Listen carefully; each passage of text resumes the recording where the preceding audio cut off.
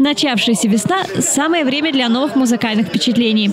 Всех прекрасных дам и кавалеров 4 марта в Чувашском государственном театре оперы и балета с наступающим праздником поздравит лауреат международных конкурсов, один из самых ярких представителей современной музыкальной сцены республики Иван Николаев и гости его творческого вечера. В этом году Иван отмечает десятилетие своей творческой деятельности. Он стал солистом театра в 2011 году и с тех пор успел завоевать признание слушателей. Ему подвластны и оперные партии, и вокальные композиции. Сегодня в репертуаре вокалиста произведения самых разных стилистических направлений и жанров. Среди самых ярких образов, созданных артистом на сцене, «Эскамилья» в опере Жоржа Бизе «Кармен», «Атнер» в опере «Шевармань» и другие. А еще певец уже давно сотрудничает с Чувашским государственным академическим ансамблем песни и танца. Этот год стал для меня насыщенным. В этом году открылся для меня фестиваль чувашской музыки.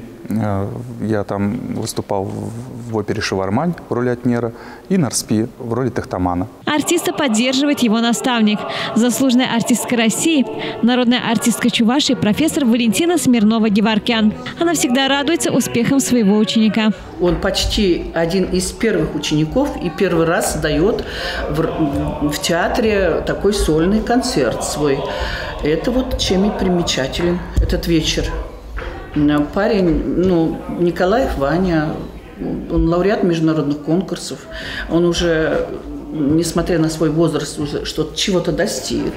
Он работает в ансамбле песни и танца, солистом здесь, работает солистом. И везде, я думаю, что благополучно успевает. Очень хочется пожелать ему, чтобы у него было все удачно во всем творческом его пути. И чтобы было много доброжелателей у него, зрителей много, любящих его.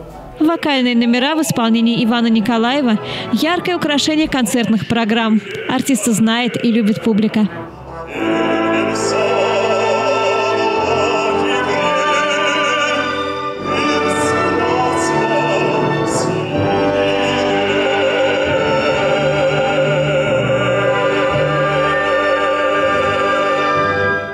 В этот весенний вечер перед публикой выступят также специальные гости.